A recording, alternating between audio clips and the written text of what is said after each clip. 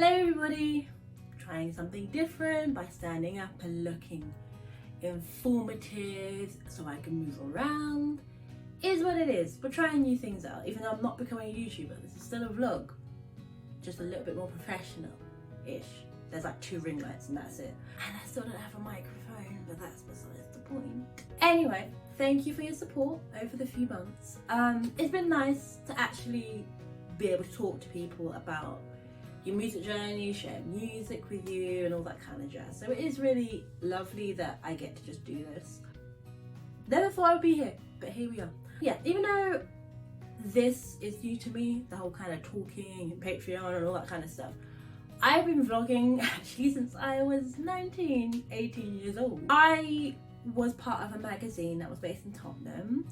We don't like them because they support the police, but alas, whatever. I was the opinion person who would talk about the controversial things online, there's not enough women in this lineup. Let's talk about it. Like, that was my angle, that was my approach. I was that kind of person. And I've always been that kind of person, to be honest. Like, I've always been someone that will voice their views and, speak up for certain things or whatever. I think it all started around Trayvon Martin and his murder. It kind of inspired me to just to speak up, to talk, all that kind of jazz. I think being that sort of person though, you go into certain spaces and people see you as bad vibes because, you're seen as always complaining or always having something to say. Sometimes negative, sometimes it's not. And sometimes it's appreciated, it's whatever. I will be bad vibes, that's fine. Bad vibes douche, that could be my new nickname or whatever. But I like to delve into social issues, it's what I do.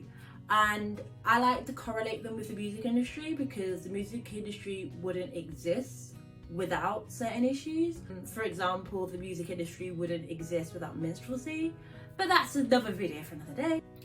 Right now, I want to talk about how disability justice, COVID-19 and DIY musicianship all interlink and all affect each other in certain ways, and why you at home probably shouldn't give DIY musicians advice. Even if it's well-meaning. I promise, I'm going to be nice in this video for once. So I've talked about many times on my website and on my podcast. Does anyone remember how I had a podcast? Anusha Law, I talked about how COVID-19 was probably gonna change the way we do music and the way that we make music and the way that we promote music. And it has, for better or for worse. More people rely on things like TikTok, which is more reliant on an algorithm, which I'm gonna explain why that's not always a good thing.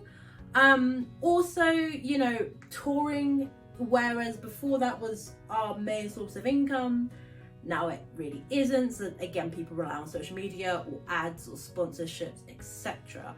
There was also going to be a widening a gap of the inequality within the music industry, as people have, if you didn't realise, the musicians who have a lot of capital, whether it be social, cultural, financial, whatever, we're probably going to get more in the pandemic compared to the continuing pandemic, compared to the musicians who don't have that, who are probably going to have less. So that whole industry collapsed or halted for a bit. Music stopped, things were delayed or albums were just released. I don't need to do a play-by-play of what happened in the music industry during this ongoing pandemic. But I can tell you how it affected people like me who are smaller musicians, DIY musicians, and who also are disabled. One thing I will say is a positive: I am more reliant on online communities, which is really lovely. I really appreciate you all, hence why I'm here. The presence of me here is a result of the pandemic, because before I would vlog, but I would just vlog about whatever. It's forced me to be a bit more direct about what I choose to speak about, which is lovely. Another thing that's happened, releasing music is a bitch and expensive. The things that I've had to do to mitigate catching COVID, because for me being disabled and high risk, it would be a bit more drastic. It comes at a cost, you know, buying tests, transport, you know, having to rely on other people, but also having to do a lot more things by yourself because, you know, not everyone is COVID safe, surprise, surprise. It's really hard to release music in a time like this, and a time where I can't go out and promote it because I'm choosing to shield or avoid crowded spaces or indoor spaces as a whole. That is what has been challenging in the music industry, and being a just DIY musician. But I think one thing, and I wrote an article about this called "It Was All a Lie," is I kind of thought that if I do things in a certain way and do things in a way, okay, so you do TikTok schedule, you do your social media schedule, I'm going to focus more online because I can't go out, that, you know, things will happen. It's a slow process, but I understand you just kind of do things in a certain way, right? And, you know, for some people it takes 10 years for their career to go, to jump off, and that's fine. I'm prepared for that. I love music, it's what I do. However, what I'm starting to realise that the online route might not be the best route, purely because of censorship and racism and ableism and all the isms that affect people like me.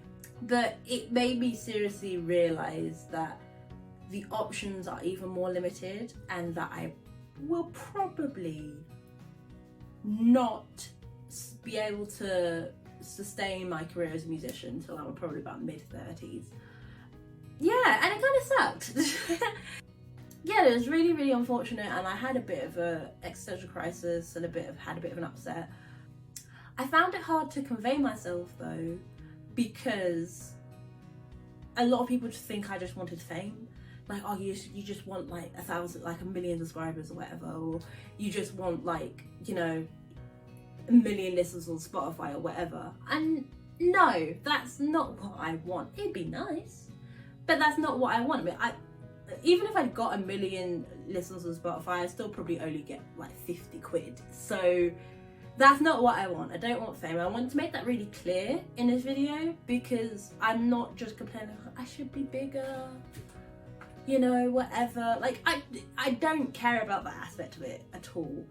I think what made me sad was more the fact that even the thing that I want just to survive of making music, which is probably what a lot of musicians want, just to make music and be happy, you know, and actually have it as a career, it means that like I won't be able to do that for another probably 5 to 10 years. And that's not me being pessimistic or whatever, it's just me actually taking things into account.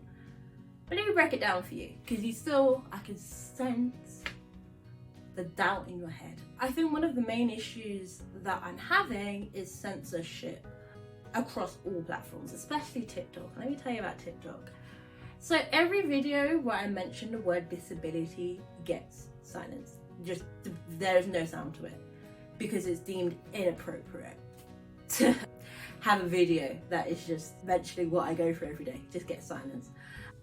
And it's quite annoying, because I shouldn't have to not be able to talk about it. It's a huge part of my personality and what I go through every day, but that's the solid truth. We also know that the algorithm is racist, there is racism, and that basically kind of affects the way, like, you know, there's only so many times I can post a video at 5 p.m. before I just kind of give up on the algorithm as a whole, because of the suppression of your art or whatever. Like, I don't know. I mean, I could just link you to all of the articles that talk about how racist the algorithm is. And then a bunch of other things as well. Being a leftist, I guess, or just being an abolitionist or whatever you want to call it, not only is that kind of frowned upon, but my disdain for people like the police, that cuts off a lot of people in the DIY music scene, and it's more than you think. Yeah, or even just speaking up, again, I speak up about things about racial justice or disability justice, people would rather argue me down than just listen to the voices of the people around them. Yeah, being a disabled creative is really hard. Being a shielding disabled creative is very hard on online communities. And it doesn't always feel, I don't want to use the word safe, but I think that's part of it, but it just means that I'm most likely putting myself to more harm. And a lot of people have just called me angry, which don't call a black person angry, please.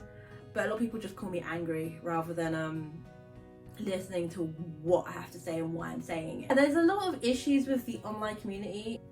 It's not to say that I don't hate it, I don't love it, whatever, but it's not perfect. And yeah, it really does harm the way that you make music, because if these people aren't listening to you, then what makes you think that the supporters of DIY musicians are going to listen to you either, you know?